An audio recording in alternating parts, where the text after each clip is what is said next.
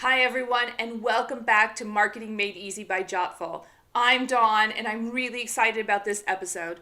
It's the first one where we're making a change to our format, and we're specifically interviewing business owners who've achieved some level of success in their business, some real sales momentum through marketing tactics. And on today's episode, we have Courtney Larvadain.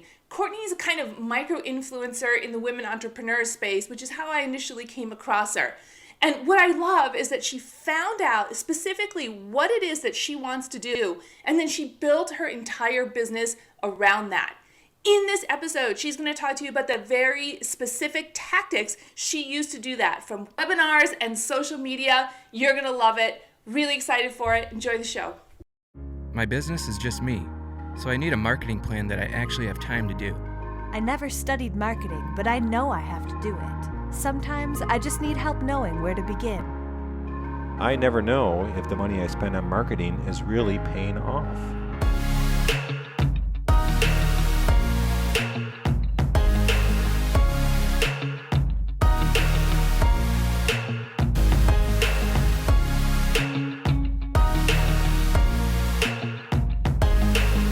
Welcome to Jottful's Marketing Made Easy.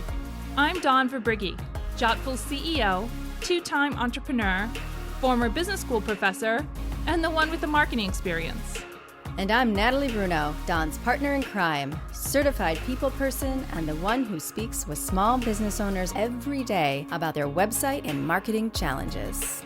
We're here to have practical and fun conversations with people who know a thing or two or three about how to get more customers for your business.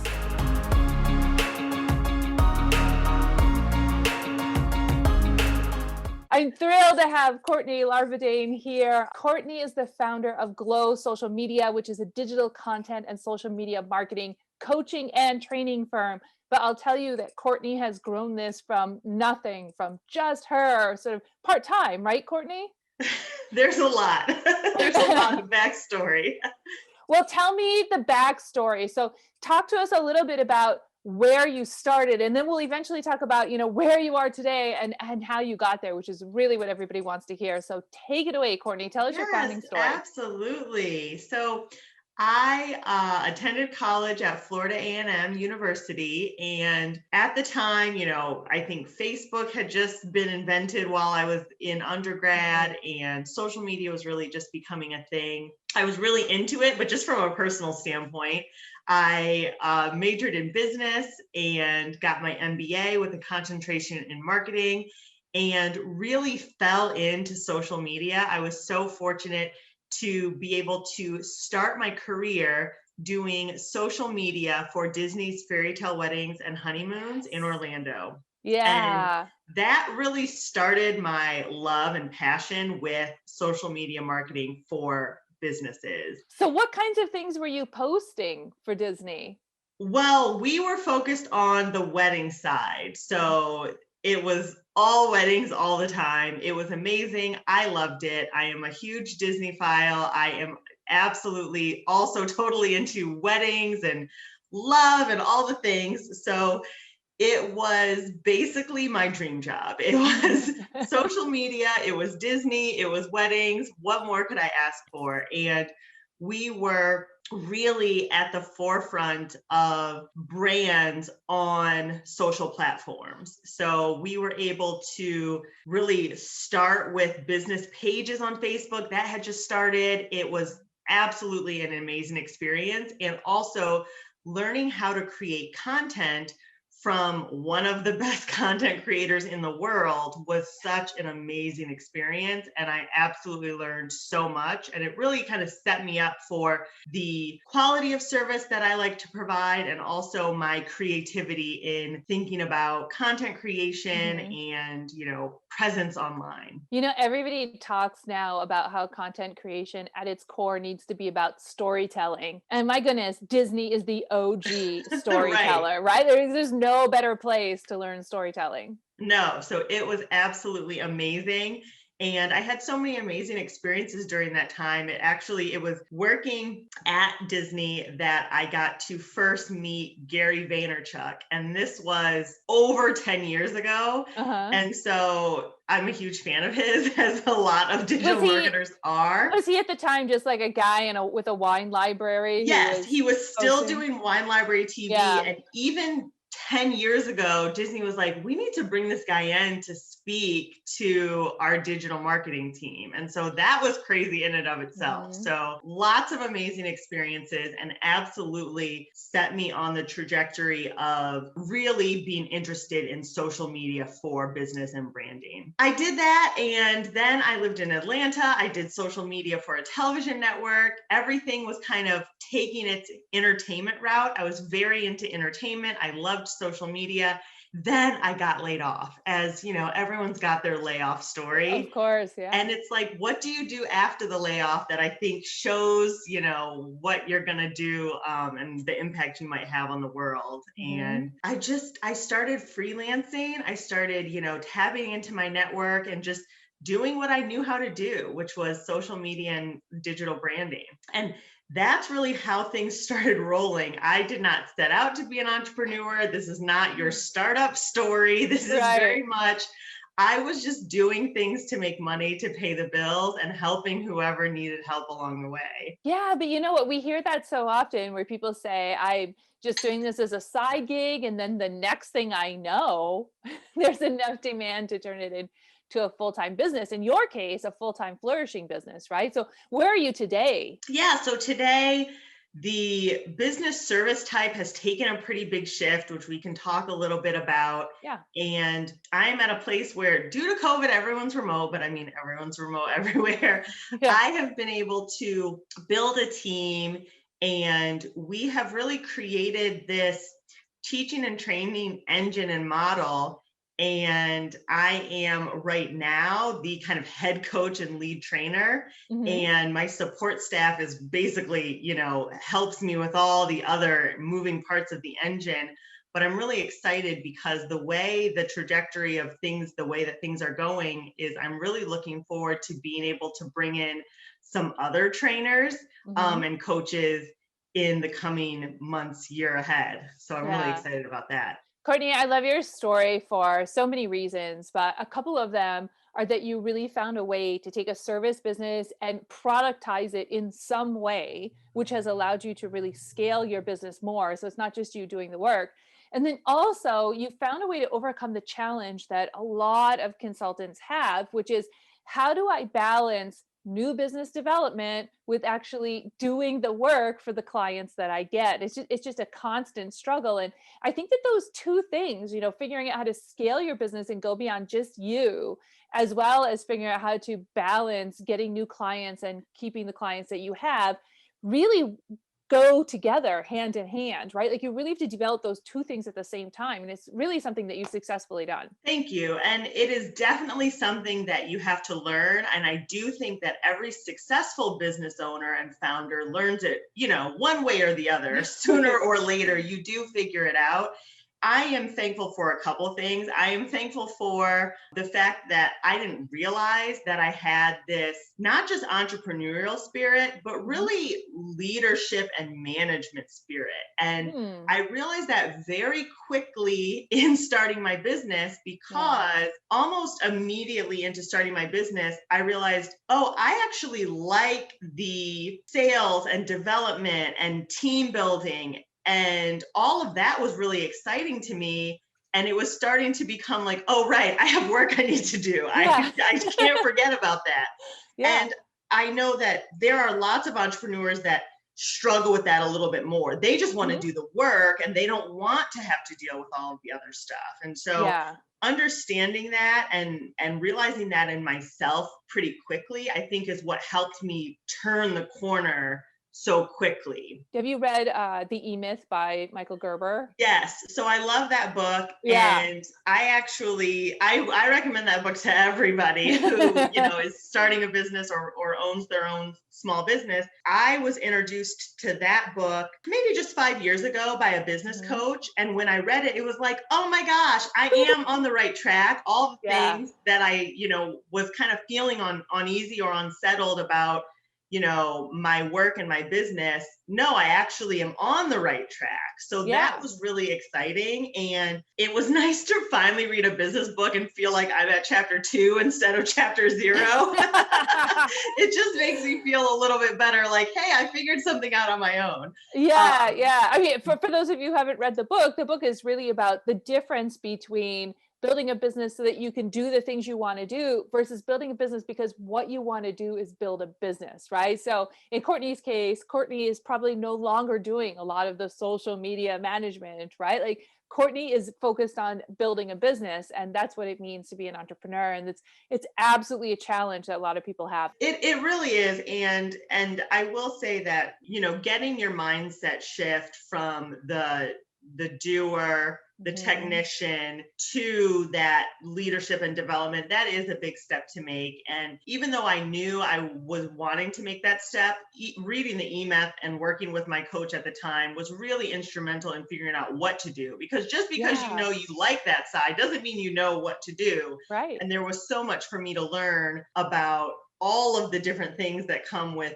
actually growing and scaling a business. And I always credit working with other people. I always have a business coach. I just kind of cycle through, and I want everybody to get an equal shot so I can learn something from all of them. So let's talk a little bit about then how it is that you were able to generate the business that allowed you to start to focus on scaling. And, this is where, when I talk to a lot of business owners, this is really where the challenge lies. Like, how do I go from networking and building this business on the back of word of mouth referrals to having a consistent base of qualified leads coming in? And, you're fortunate because your background is in marketing, in your case, social media marketing.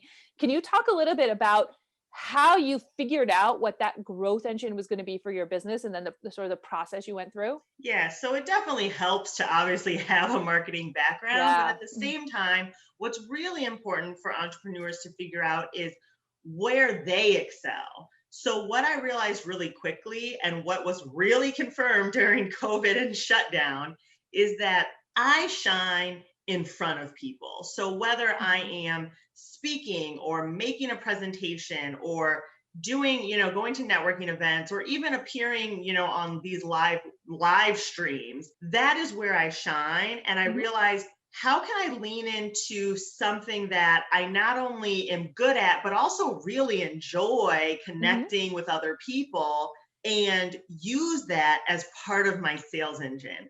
So figuring out where that fit in the pipeline was really helpful. So understanding that, having these events, whether in person or virtual, where I am speaking, teaching, and training, and kind of doing the things that come really naturally to me, that can be the step that's right before maybe the one-on-one call that talks about the offer. And then I need to work a little bit backwards and say, well, then how am I going to get people to show up to my speaking engagement or come to my Zoom event? Then I have to put on my digital marketing hat and think, okay, so what can I do from a social ad perspective, or an organic social media growth perspective, newsletter, email growth list? All of those things in my mind sit in one little kind of cloudy bucket. And all of that funnels into these live, in-person or virtual events where I am essentially showcasing the product. Because I did mention that I've changed the model quite a bit. When I started this company, I was a do-for-you social media management service for small businesses. Right. And quickly realized that I don't actually want to be a technician, and the quality of service that I want to provide, I couldn't build a team to scale at the level of service that I needed to provide my clients. Oh, you didn't want to be an agency, basically? Yes, I didn't want to be an agency, and really didn't want to have to get into that space where what I saw happening were people who were going the agency route, or agencies that I know, have to offer so many things in their bucket to be able to satisfy their clientele. And I didn't want to have to do that. I didn't want to say, oh, well, yes, we we can write your website copy, and yeah, we can tweak your website if you need. I didn't want to have to do all that. And I thought, how can I remain true to what I care about, which is really digital presence and branding. It's so much more specific than even, oh, what should I post on Facebook? It's about creating that presence that you used to think about was, logo, business cards, the way you answer the phones, all of that stuff still exists, but it's in the social media ecosystem. Yeah. And I wanted to teach business owners and entrepreneurs how to think about branding from a social media perspective, and how growing a brand and being able to be a good storyteller can create this, engine for you that really does attract the clients that you are interested in. So now your offering is really around this coaching and training.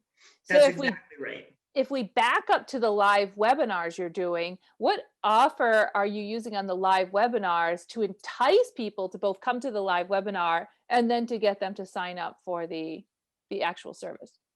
Yeah, so the live webinar is called the Social Media Challenge, and essentially it is a multi-day live training. So the offer is, it's live. I put it right out there. This isn't pre-recorded. You're not, going to watch something and I'm talking to Jim and there's no Jim in the chat. You're going to see all of Courtney's children in the background at some point. Well, right, exactly. And so you kind of get where I am. And the other reason I like that is because social media, we all know that the digital landscape changes so rapidly. And I like to be able to speak to what's going on right at that moment. And if it was pre-recorded, I might not be talking as much about Instagram Reels than if I do it live. So it's really important for me to have the webinars live and to promote that as a great offering for why you should attend. This is a live session, and your questions will be answered immediately because you put them in the chat, and you're almost getting free kind of micro coaching because you can ask your questions, talk about your business. And then the reason it's called the Social Media Challenge is because every day I give homework based on the training that was given in that day's session, and it builds upon each other. So even if all you do is come to this free webinar, you're going to come away at the end of the week saying, oh my gosh, I've made some changes and some positive transition in my social media presence. Right. And so that's really what I'm offering to people. I want people to be able to take away some value. And then the offer at the end of the webinar is joining my live group training session. So this is a group coaching, and I talk about, all of the benefits, all of the great things that my clients have been able to achieve based on attending this. And then there's another offer. So if the group coaching goes really well, or if I have clients who want a more personal feel, I do offer one-on-one VIP coaching, which they could also sign up for as well, which really allows me to dive in not only to their social media training and presence and reaching all these goals, but it also lets me look at their business specifically and say, you know what, let's think about your offerings. You've got 20 offerings, and this is very confusing to people.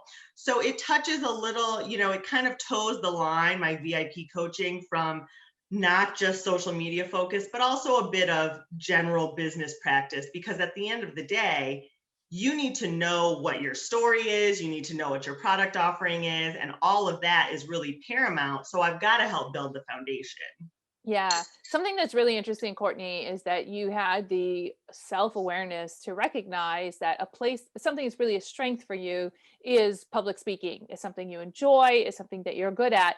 But what's really interesting is that wouldn't work if it wasn't also a really great medium for your audience or for your market, right? I know probably there are a lot of people watching today who are thinking, or listening today, who are thinking, I really enjoy writing.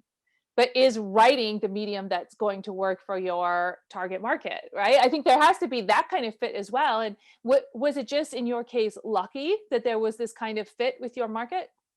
Yes, it is definitely fortunate, and something that I taught, it's something that I teach all the time is, and I actually, this is probably the one thing I struggle with teaching, is a lot of my students will say, I am not comfortable Right. getting in front of the camera. Mm-hmm. And I actually have to bring guest speakers in on that, because I have actually always, my entire life, been comfortable in front of the camera and performing. And so Yeah. it is disingenuous for me to believe or to try to say that everyone should be doing this, because I do understand that there is absolutely, can be a disconnect with some people's comfort level.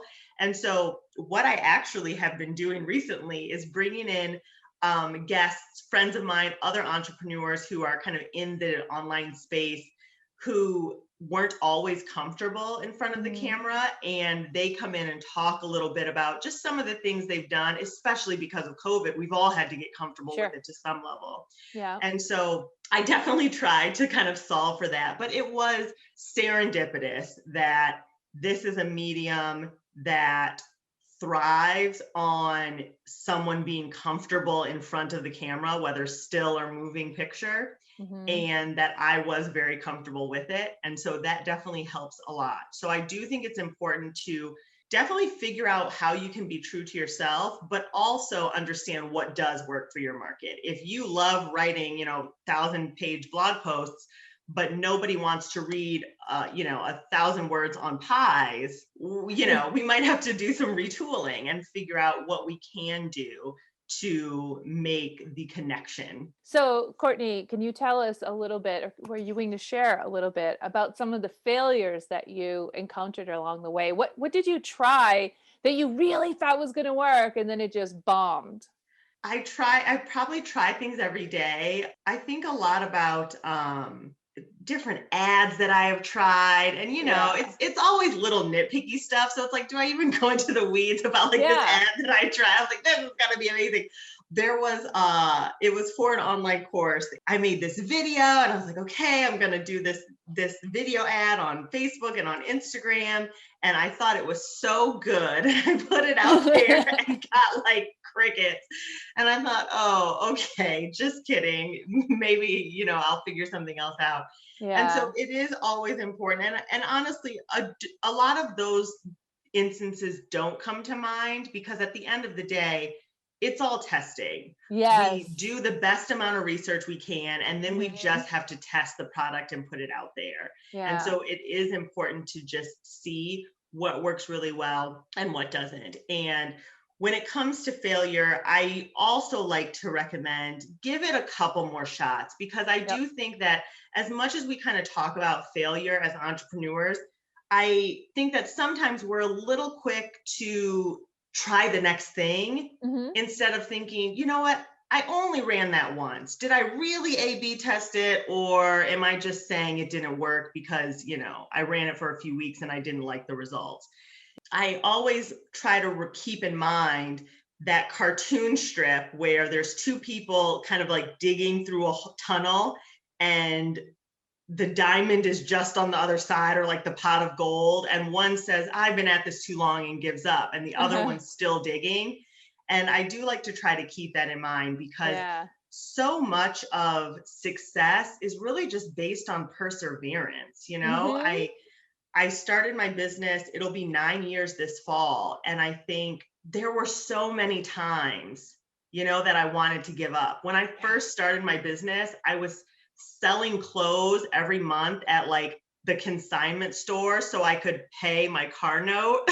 And like doing these things to make money. It's like, I could have given up there, I could have given up at the 5-year mark when I had established my business really well in my hometown. And then I get engaged and realize I'm going to be moving away. I could have given up then and said, I can't do this. It's too hard to move my business. I'm going to lose all my contacts. It's going to be too difficult. Exactly. And then, I have my son, and I'm dealing with like being a first time mom and thinking I can, work from home and have the baby and it's all fine. And it's not all fine, And so I like to think about my life in terms of the times that I persevered and didn't give up. And that's really my advice to everybody is don't give up, but also understand when maybe a business idea or service line isn't great for you. And so it was important for me to realize, you know what, the done for you service is not working for me. It's not working for me as a leader, as a scalable business. It's probably working for somebody else, but it's not working for me. And although I could have said, no, just keep working harder at it, I did make the decision to draw the line in the sand and make the pivot. And that's the $1 million question, how to decide when to make the change and how to decide when to kind of keep plugging along. But ultimately, you go with your intuition, and then you also, do a little bit of research at the same time. This is one of the challenges, I think, with entrepreneurship generally, is that you don't usually have enough data to make a truly informed decision. You have to rely to some extent on your intuition and just like on your ability to sense whether or not, something is hitting with your target market before you truly have enough quantitative data to show that it is. And I really love this tunnel digging metaphor, because I think of it as, when you're digging that tunnel, you could look back at all the tunnel you've dug and say that that's a failure. Or you could look back at it and say, I know confidently the gold is not in any of those places, right? Right, yes, you definitely can learn from where you've been. Yeah, it narrows it down for you, right? Like, I'm not going to keep digging in the same hole because I already know the gold is not there. Like, let's keep looking for it for somewhere else. And, I'm sure you've done this as well in your process, is as you're going through and testing things, you'll find that 95% of it doesn't work, but there's 5% in there that does work, right? And if you can pick that up and just, keep growing on top of that, and if you keep learning, you're eventually going to get there. And I think there's a great example today from some ads that we're running. I was kind of frustrated very frustrated with the cost per conversion on these ads. And so I just kept digging in. And then I looked and saw, well, I'm running those ads to 3 audiences. And actually 2 of the audiences are getting the cost per conversion I want, but the 3rd audience isn't. Well, let me turn off that 3rd audience, right? And, I could have said, this whole thing is not working. Right, throw it out, right? But you keep looking and you say, wait a minute, there's something in here that isn't working. Let's build on it. Yes, that is absolutely true. And I do think it's important to dig in and say, what parts of this, because I could have just said, oh, social media is not working, it's too volatile, let me get out of it altogether. But instead I said, no, what part of this is not serving me correctly? And it had to do with all of these clients, especially when you are growing a business and you are like a 2-person agency light, it's impossible to satisfy 10 different clients who have 10 different needs. And, everything's constantly changing. And then the other thing I like to keep in mind, and this is just something, when you're in the business of social media, you get used to this really quickly. And that is, things change every day. Like you said with the ads, I never let one thing get me down, because at the end of the day, there's always going to be something changing. We grew a huge personal Twitter audience. I think I have like 27,000 Twitter followers on my account. And it was 5-6 years ago that was bringing in leads. I was getting cold DMs, to talk about projects. And I was like, we've made it. I'm just going to kick my feet up and relax. And then things start to change, right? Sure. So attention starts to move over to some other platforms. And I start to become more interested in using other platforms on a more regular basis. And so, of course, there's days where I'm sitting thinking, I wish I could just pick up all those followers and move them over to my Instagram account. And, my clients say that all the time. They wish they could do the same too. Yeah. But getting to a place where you can just say, you know what, that's already proof of concept. I've done it. I've done it before and I know how to do it again. And I can, figure out how to make it work for this particular network or this particular industry.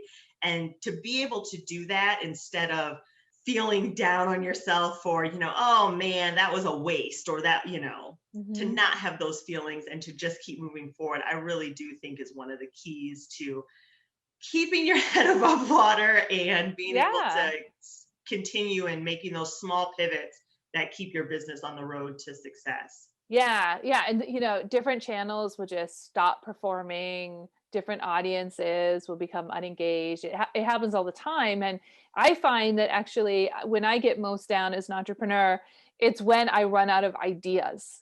I've been throwing spaghetti against the wall, and then I look on my counter and I have no more spaghetti to throw. I'm like, oh no. And that's when I'm a voracious reader, but that's when I go back and I reread books and I reread the notes I have in books, and I download a bunch more podcasts, and I just look for every source of inspiration I can find, because you have to keep throwing spaghetti against the wall, right? You have to keep trying, not in a chaotic way, but in a thoughtful, deliberative way. You have to keep trying new things. Yes. I love that it took you several years, Courtney, and you're honest about that, because I'm so tired of hearing about overnight successes.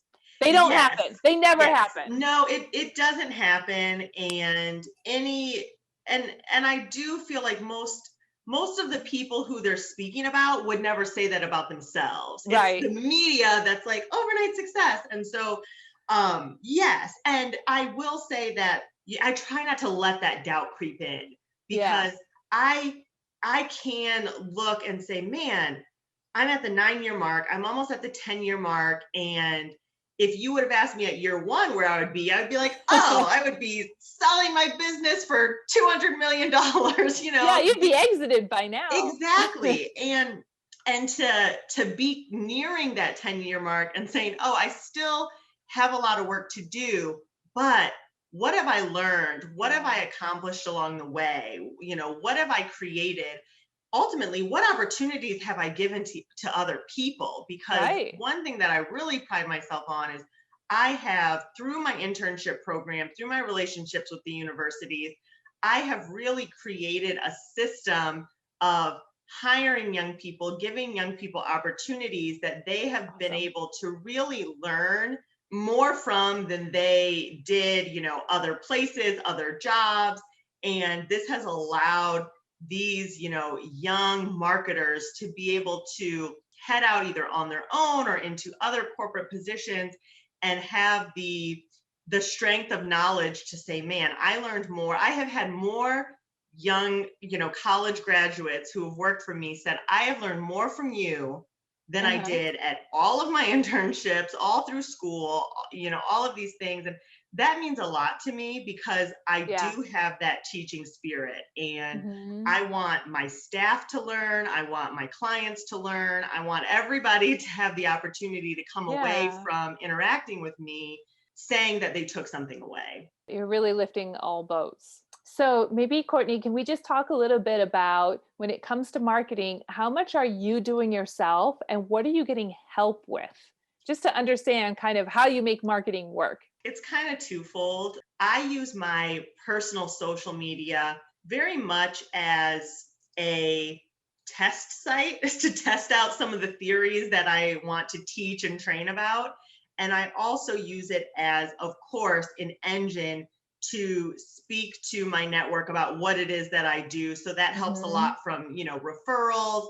I'll have people follow me because I'm really big on this kind of mompreneur concept. So I'll have lots of moms who are entrepreneurs follow my personal social media accounts and also be exposed to what I am and what my business does as well. Right. Yeah. So I manage all of my personal social media, and then my team helps with all of the social media for the business. And then what else do I do? So I do the live webinars.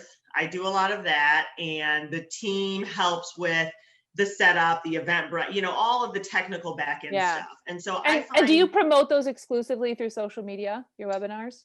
Yes. So Okay. we organically and through paid ads promote the webinars through social media. And then we also do through our email newsletter. My goal is, to create an ecosystem and a business where I can kind of shine where I shine Yes. and not have to get bogged down in too much of the technical stuff, which I can do. It's like I could do all of this, but should I be? Right. That's really, Exactly.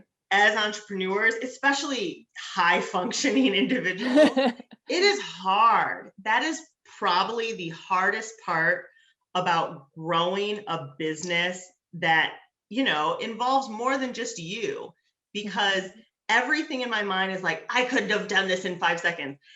And you have to get to this place where you are not a taskmaster saying you should also do this in 5 seconds, but also not, handing things off for, weeks and weeks at a time. So it's a delicate balance, I will say. That's challenging if you're using a lot of interns. So you have a lot of people coming through. So you're constantly retraining people on doing the same thing. Yeah. So what's really important in that regard is that you always want to have one or two people who are your support staff and they're not going anywhere. And then that helps you allocate for any of the transitional staff, whether you have part-time or VAs or, any of that stuff that can kind of require a little more hands-on maintenance. I say if you can have one or two people who, are with you, like that's your team, that's consistent. Your staff, like then everything else on the periphery can kind of be a little more transient and it makes it a little bit easier. And then systems. So systems and processes is literally like the way. If you are struggling in your business in any way, shape, or form, take a look at your systems and processes. And I will say you probably don't have any, or they're not set up correctly. Because if I have my training manuals and recorded modules on how these different tasks are all completed, then I'm not having to drop everything and retrain on something if, if I have some rollover. So that is really important too. And that is something that I am definitely still working on, but my goal is to have like the training manual. Is there anything you would have just skipped right over if you had known better? The one thing that I would have done differently had I known better is, and it sounds ridiculous even saying it out loud, but I actually would have worked even harder because now that I have children, my life is literally insane. Yes. And I think back to, I was building a great business and I have a lot to show for it now. But I think back to what my schedule was before having children. I would wake up, I would go to the gym, I would go home and shower and get dressed, and I would like have planned lunch with a friend, and I would go to some networking event in the evening. And I thought, man, if you had the urgency that you have now, that you have, this family who has to eat dinner at 5 o'clock and you have to somehow cram 16 hours of work into 4 hours of the day. Yep. If you had been able to have a little bit of that turned on way back when, imagine, but hindsight's all 2020 and what are you going to do? And at the end of the day, I am thankful that I can think back on those times fondly of like leisurely waking up and going to the gym before work.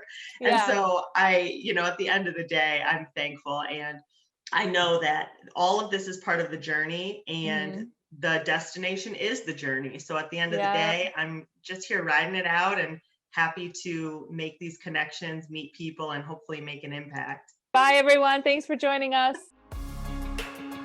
Well, that's a wrap. If you enjoyed this episode of Marketing Made Easy, please subscribe to Jottful's YouTube channel. That's Jottful. That way, you'll never miss an episode. We'll meet you on the next one.